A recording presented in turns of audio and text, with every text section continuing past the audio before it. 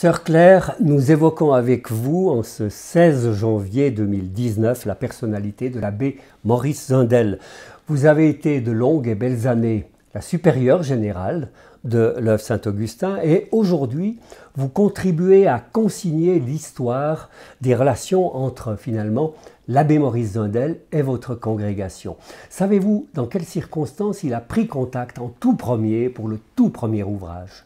Alors le tout premier ouvrage, c'est donc le poème de la Sainte Liturgie, en 1926 déjà, mais comme imprimeur, nous l'avons accueilli et nous avons imprimé ce livre qui a eu tout de suite du succès, et c'est seulement alors plus tard, en 1934, que l'aventure vraie a commencé. Sœur Élise prend son courage et bien se dit, mais au fond, tout le monde redemande ce livre.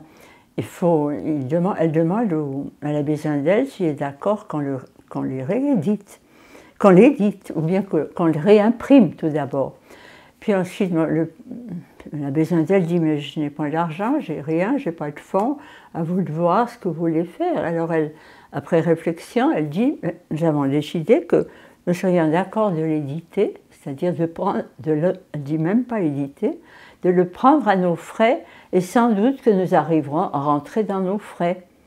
Et c'est comme ça ont été fondées pratiquement, sans tellement s'en rendre compte tout de suite, les éditions Saint-Augustin. Avec le premier ouvrage de Maurice Zindel, en décembre, mais ça a été travaillé pendant l'année, en décembre 1934. Donc il n'y aurait peut-être pas d'édition Saint-Augustin de la même manière ou dès la même date sans Maurice Zindel. Sans Maurice Zindel, c'est clair, c'est lui qui a été le lieu d'un encouragement pour nos sœurs. Et on a tiré 2000 exemplaires qui ont été très vite épuisés. Et en 1935 déjà, on réédite 3500 exemplaires. Et il y a le deuxième ouvrage, l'Évangile intérieur. Oui, donc l'Évangile intérieur arrive en 1936 et il a aussi tout de suite beaucoup de succès.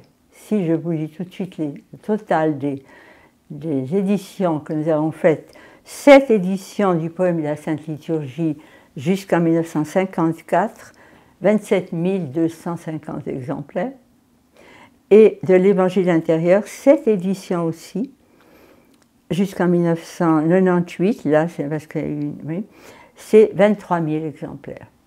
Alors c'est énorme pour une petite édition des Suisses romandes.